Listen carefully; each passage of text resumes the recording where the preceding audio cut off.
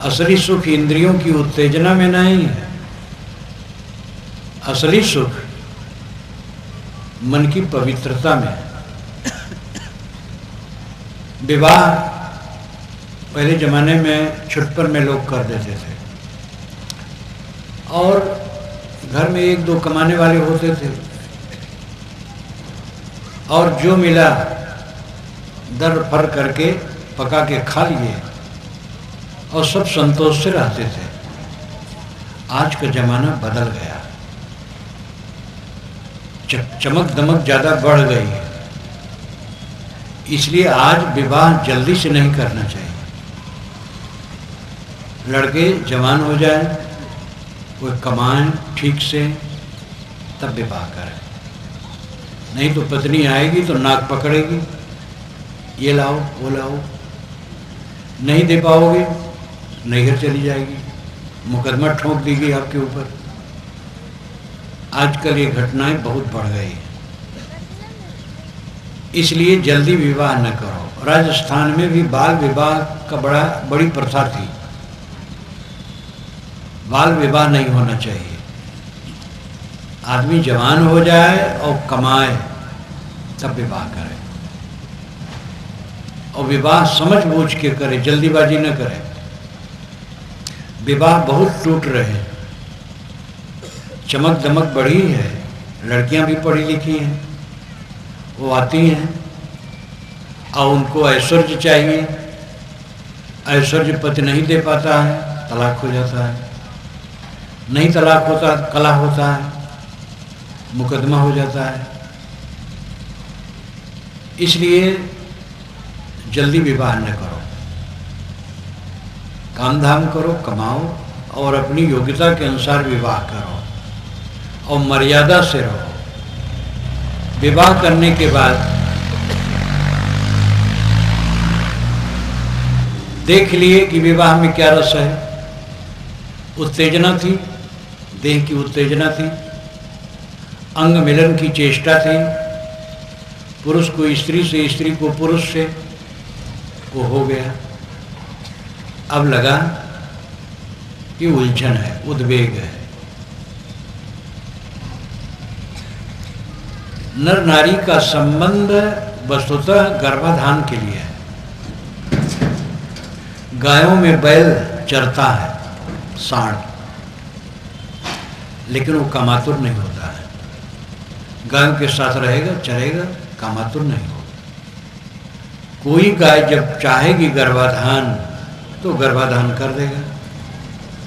ये जानवरों में विशेषता है, आदमी में विशेषता नहीं। आदमी बहुत कामातुर है, क्योंकि इसने अपने विवेक को खो दिया है। विवाह किए, पति पत्नी इकट्ठे हुए और बात समझ में आई तो अब संयम होना चाहिए। ये विवाह भी संयम के लिए है। एक बार, दो बार, 10 बार देख लिए, मलिनता, क्षीणता, उद्वेग के अलावा कुछ नहीं। संयम से रहो। जितना संयम से रहोगे मन में शांति आएगी, जितना असंयम करोगे अशांति बढ़ेगी। असंयम से नए नए रोग पैदा होंगे और पारिवारिक स्थिति भी खराब होगी। इसलिए संयम से रहो। पहला संयम तो यह है कि पर स्त्री से पूरा परहेज, और पर स्त्री से पूरा परहेज। पराई स्त्री से दूर रहो, स्त्रियां पराई पुरुषों से दूर रहें। अपने में भी जितना संयम से रहोगे सुखी रहोगे, जितना असंयम करोगे दुखी रहोगे। मन की बात है, सबका मन अलग अलग है, सबके विचार अलग अलग हैं, सबके संस्कार अलग अलग हैं, सबकी योग्यताएं अलग अलग हैं, गुण कर्म अलग अलग हैं। तो सबके विचार मिलते नहीं हैं। पति पत्नी के विचार नहीं मिलते हैं, भाई भाई के विचार नहीं मिलते हैं, पिता पुत्र के विचार नहीं मिलते हैं, देवरान जेठान और सास बहू के विचार नहीं मिलते हैं। ऐसी जगह में समता धारण करो, सहो, अगले की बात सहो। आपकी बात दूसरे लोग सह लेते हैं, आपको भी सहना चाहिए। जो सहेगा नहीं, कला करेगा, उसका दुख बढ़ेगा। पति पत्नी, ऐसे पति पत्नी को मैंने नहीं देखा जिनके संस्कार बिल्कुल एक हो, अलग अलग होते हैं। भाई भाई हैं, दोनों के संस्कार अलग हैं, रुचियां अलग हैं, स्वभाव अलग है। विषमता भरा संसार है।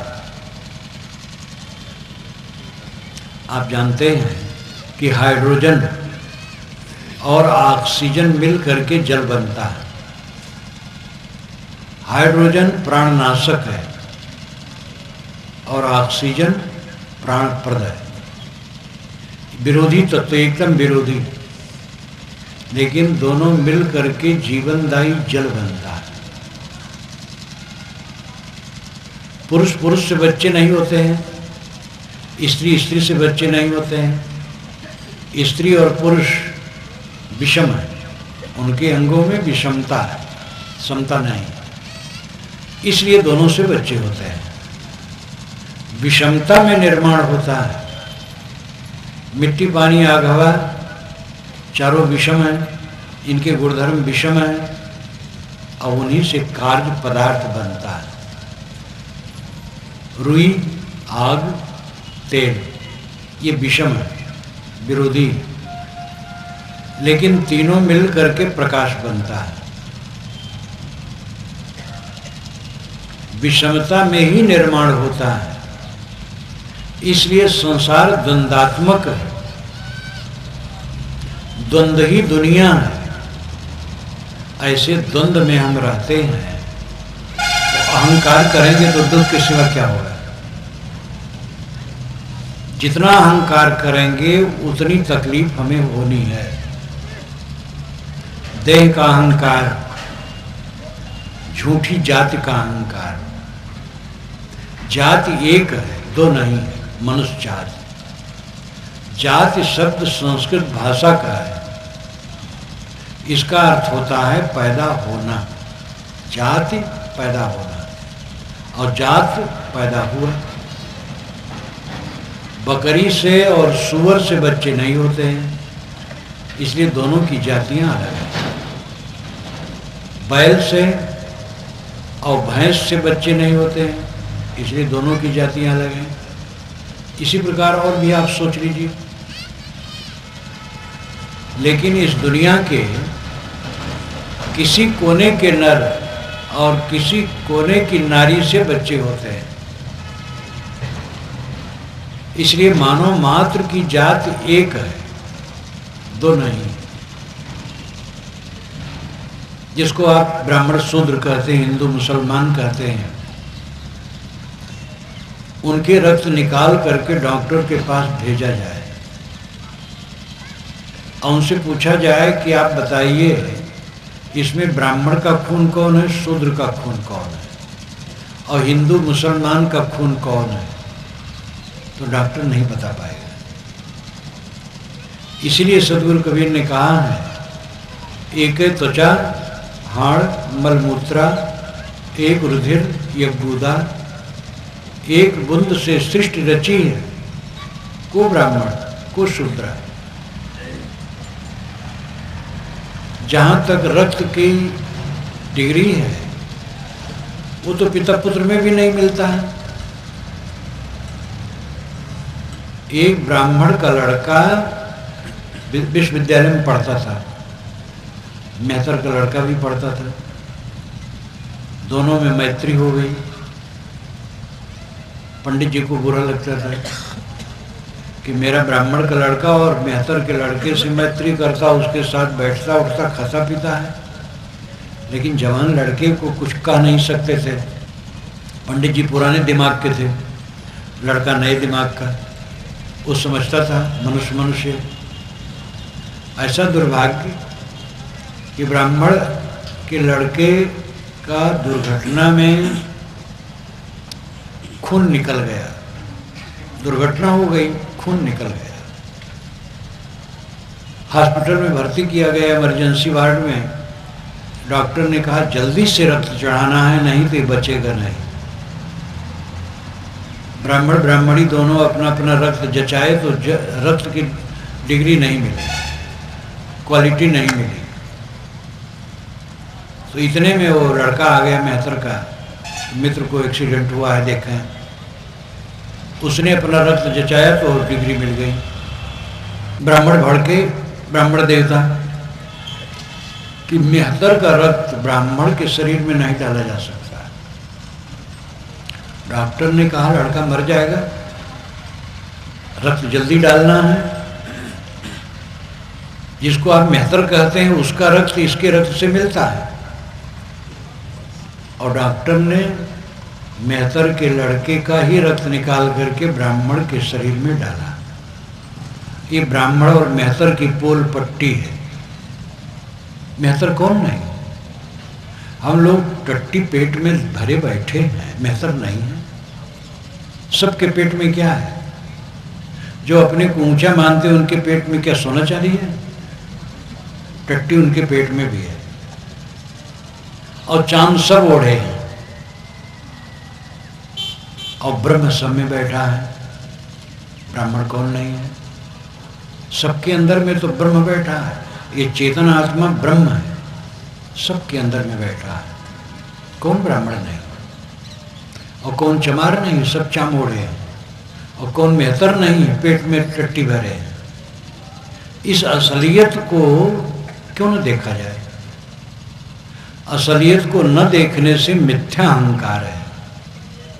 बहुत बहुत पढ़े लिखे हैं लेकिन बहुत साधारण ज्ञान नहीं है। ये अपना बनाया दुर्भाग्य। मोटी निगाह से इसको हम समझ सकते हैं। जाति मनुष्य की एक है।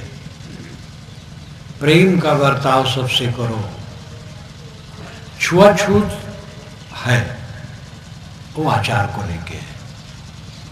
एक आदमी टट्टी घर में गया, निकला तो अछूत है, वो भंडार घर में न जाए।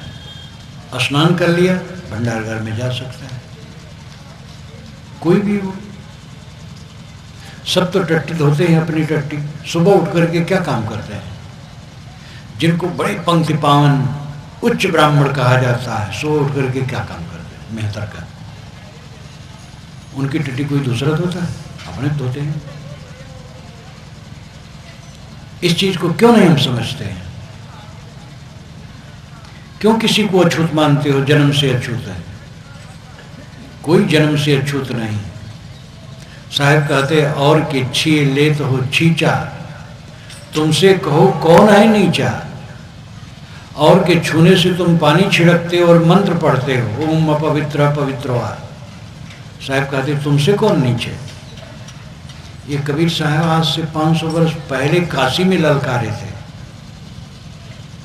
और आप आज इटावा में भी इसको नहीं समझ रहे हैं। काशी तो पंडितों की नगरी, इटावा पंडितों की नगरी नहीं है। और यहाँ भी इसको लागू नहीं कर पा रहे हैं अपने जीवन में। कबीर साहब चाहे थे कि मानव मात्र का अधिकार सब तरफ हो और कोई किसी को अछूत न कहे। और उनकी इच्छा भारत आजाद होने पर कानून के रूप में बदल गई। भारत आजाद होने पर कानून बन गया कि हर इंसान का बच्चा पढ़ लिख करके योग्यता प्राप्त करके किसी स्तर में पहुंच सकता है। आज सभी के बच्चे प्रोफेसर होते हैं, हर वर्ग के बच्चे doctor, engineer, professor, collector, commissioner होते हैं। और कोई किसी को अछूत कहे तो दंडित हो सकता है। ये कानून बन गया। कानून काम कर रहा है, उसका असर हो रहा है, लेकिन हम लोगों की बुद्धि बदलनी चाहिए। अपना समधी आया है, मछली खाता है, मांस खाता है। दामाद आया है, मांस और शराब दोनों खाता पीता है। लेकिन उसको हम पतरी में भोजन नहीं दे पाएंगे, थाली में देना पड़ेगा। लेकिन जिसको हम दूसरी जात का मानते हैं और निम्न मानते हैं, पत्र थाली में नहीं देंगे। कौन सी समझ है? हमारा समधी, हमारा दामाद मांसखोर है और उसको हम थाली में देते हैं। एक सज्जन भक्त है जिसको आप निम्न जात मानते हैं, थाली नहीं दे पाते। ये कमजोरी कब छोड़ोगे? मिथ्याभिमान, ज्ञान की बात का प्रयोग जीवन में करे तब जीवन बदलेगा। और ये ज्ञान बहुत सरल है। हम सब मनुष्य हैं,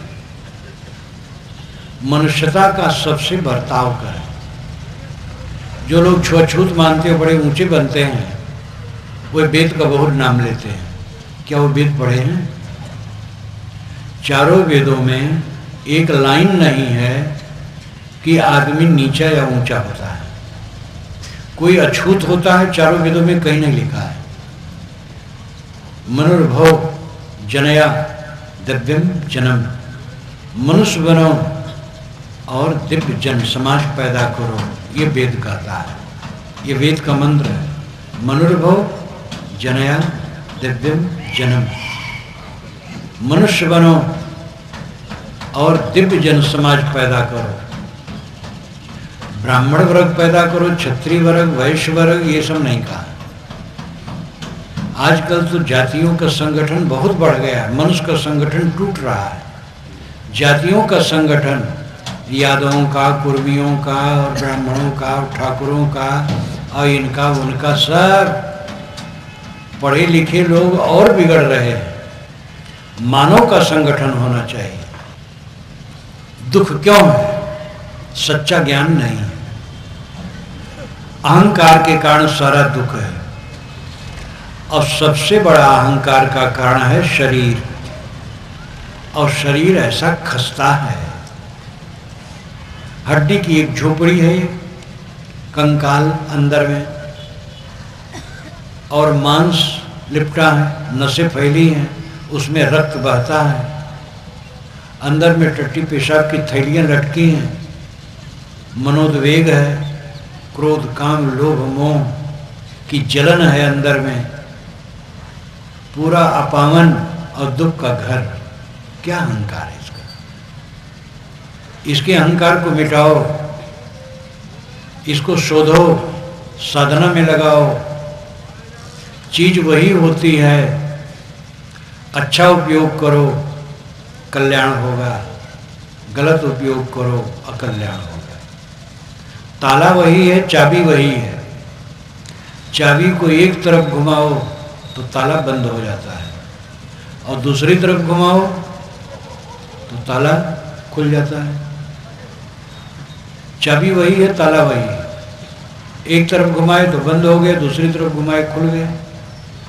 जीवन हमारा वही है, शरीर वही है, मन वही है, वाणी वही है, इंद्रियां वही हैं। अच्छा उपयोग करो, सुखी रहो, गलत उपयोग करो, दुखी रहो। घर में गए, पत्नी की कोई बात आपको अच्छी नहीं लगी, अब आपने कट कहा, पत्नी को अपना अहंकार है, उसने कट में जवाब दिया, कलह बढ़ गया, अब बोलना बंद हो गया आपस में।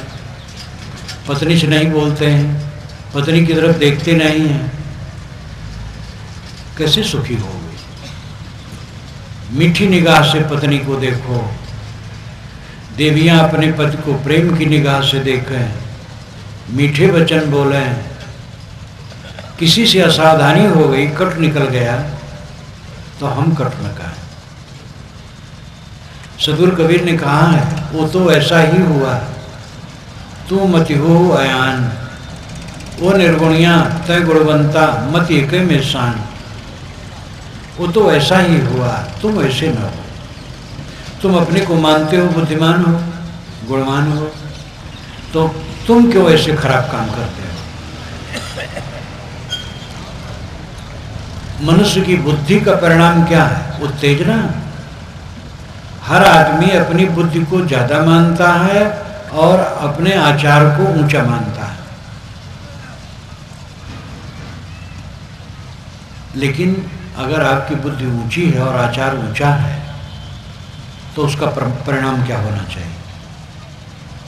अपनी बुद्धि और आचार की ऊंचाई का परिणाम क्या करता है? क्रोध, बड़बड़ाना, कटकाना। बुद्धि उसकी ऊंची है और आचार उसका ऊंचा है जो सहनशील हो, सह, शांत है, कटु वचन पाकर के भी कटु न कहे, किसी का दुर्व्यवहार पाकर के भी उससे दुर्व्यवहार न करे, शीतल रहे। ये अच्छी बुद्धि का लक्षण है। घर घर में कला है, घट घट में कला है। कैसे सुख शांति हो? स्वर्ग तो सब चाहते हैं और जीवन को और घर को नरक बनाना चाहते हैं, तो स्वर्ग कैसे मिलेगा? स्वर्ग कहीं बाहर है, वैकुंठ कहीं बाहर है। वैकुंठ का मतलब है कुंठा रहित हो जाना, विकुंठ। कुंठा ग्रंथि, राग द्वेष की गांठ, कॉम्प्लेक्सेस, मन के कॉम्प्लेक्सेस, ग्रंथियां, गांठें, मोह वैर की गांठें, ये दुख देती है। प्रेम का व्यवहार करना सीखें।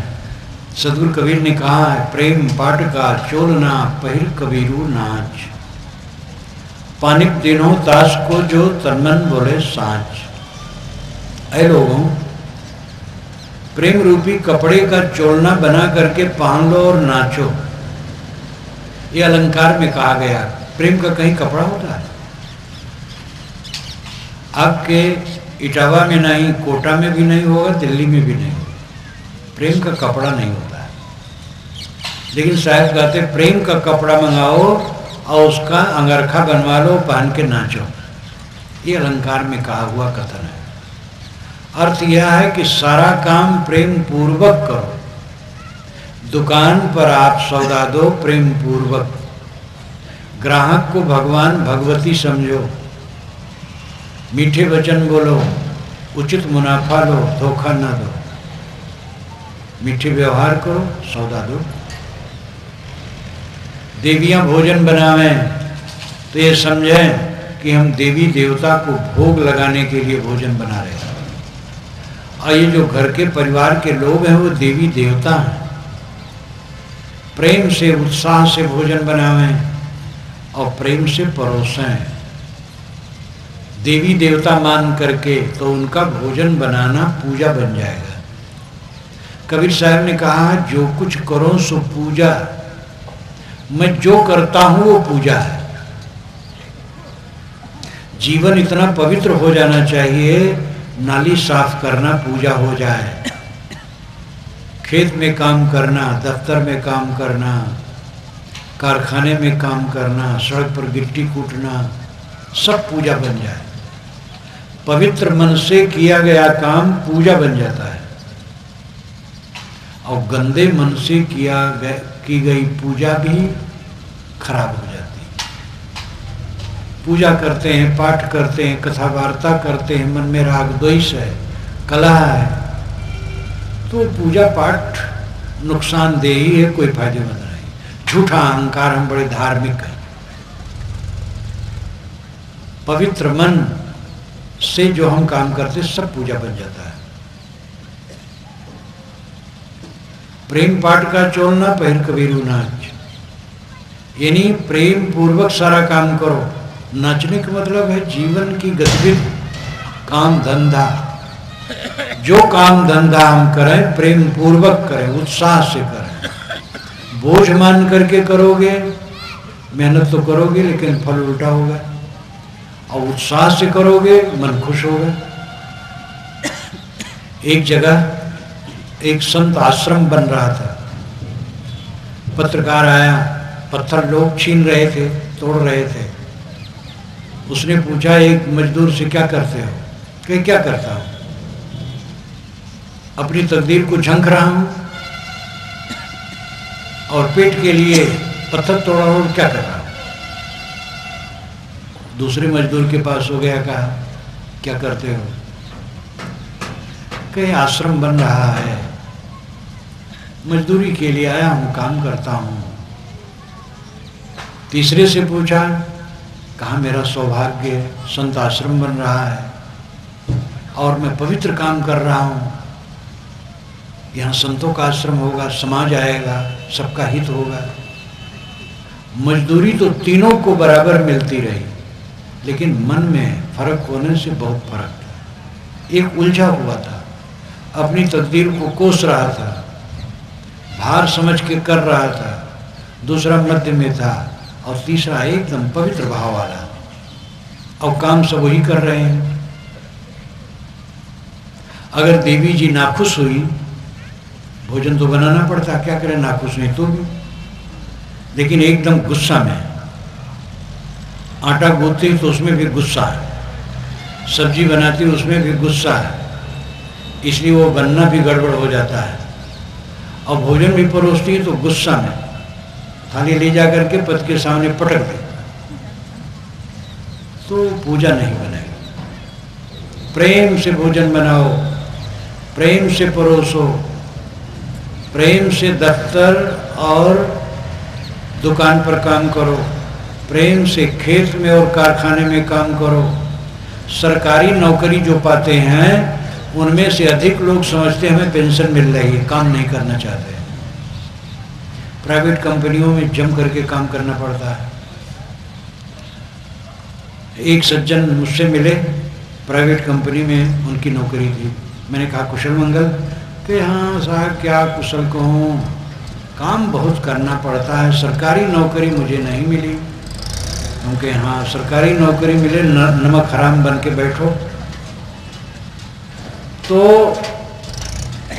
कंपनियों में, प्राइवेट कंपनियों में काम खूब लेते हैं और पैसा देते हैं। सरकारी नौकरी मिली, काम न करो तो ही तनख्वाह मिलेगी।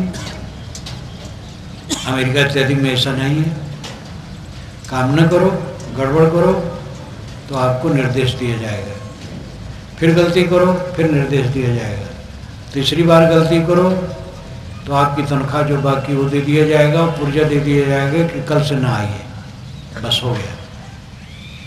इसलिए वहाँ चुस्ती दुरुस्ती है। हमारे यहाँ भी सरकार अब धीरे धीरे प्राइवेट को देती है अपना काम और उसमें उन्नति हो रही है। प्राइवेट बस वाले कमाते हैं, एक बस खरीदे और दूसरे वर्ष में एक बस और खरीद ली। सरकारी बसें हैं वो घाटे में चलती हैं। सरकारी बसों में अच्छे माल लगाने के लिए, पुर्जे लगाने के लिए आते हैं तो उसके वर्कशॉप वाले उसको निकाल करके बेच लेते हैं, काम नहीं करते हैं। कंडक्टर टिकट नहीं काटते, पैसे अपने पास रख लेते हैं। बेईमानी, बदमाशी, ये लोग समझते हैं यहीं रहेंगे सदा। यहाँ रोज नहीं रहना, यहाँ से जाना है, थोड़े दिन का निवास है। बाबे दादे चले गए, यत्पते क्वागता मथुरापुरी, रघपते क्वागत उत्तर कोशला, इत विचिंत मन पुरुषु स्थिरम न स्थितम जगतिर्वधारे। यत्पत श्री कृष्ण महाराज के मथुरा का ऐश्वर्य कहाँ गया? रघुपत श्री रामचंद्र जी के उत्तर कौशल अयोध्या का ऐश्वर्य कहाँ गया? आप अपने लिए सोचिए आपको क्या करना है। बाबे दादे नहीं रहे, दादा बाबा और परपाजा जिनके यह वही भाड़े हो, आंधर भय हो कि फूटी तिनका है सब छाड़े हो। इस संसार सार को धंधांत काल कोई नाही हो, उपजत बिनसत बार न लागे जो बादर की छाही हो। नाता गोता कुल कुटुंब सब इनकर कौन बढ़ाई हो, कहीं कबीर एक राम भजे बिन बूढ़ी सब चतुराई। राम भजन बिना सारी चतुराई डूबेगी। सदगुरु कबीर राम को बहुत मानते हैं, राम की उपासना वो करते हैं और सबको कहते हैं राम उपासक बनो। लेकिन वो राम कौन है? वो राम श्री राम में भी था, दशरथ में भी था, रावण में भी था, हमारे में भी, आप में भी है। कबीर साहब से किसी ने पूछा, आप राम राम बहुत कहते, राम क्या है? तो उन्होंने कहा, कहें कबीर ये हरि के पूता, राम रमेते कुकुरी पूता। राम तो कुकुरी के पूत में भी रमा है। सब घट मेरा साइया सोनी सेज न कोय। ये चलते फिरते प्राणी जितने हैं सब राम मैं। ये कबीर का राम, यही असली राम है। श्री राम की उपासना करने वाले हिंदू में भी थोड़े ही हैं। कट्टर कृष्ण उपासक श्री राम की उपासना नहीं करते। शैव लोग श्री राम की उपासना नहीं करते, आर्य समाजी नहीं करते, वेदांती नहीं करते, जैनी बौद्ध नहीं करते, निर्गुणी धारा वाले नहीं करते। लेकिन घट घट में बैठा राम हिंदू मुसलमान कोई उसका निरादर नहीं कर सकता है। कबीर की दृष्टि सर्वत्र व्यापक है, उदार, सार्वभौमिक। वो कोई ऐसी बात नहीं कहते जो संकुचित हो। उनके ख्याल से जाति एक है मनुष्य, उनके ख्याल से राम घट घट में बसा है, उनके ख्याल से धर्म पवित्रता है। जितना पवित्र आचरण बढ़े उतना हम धार्मिक हैं।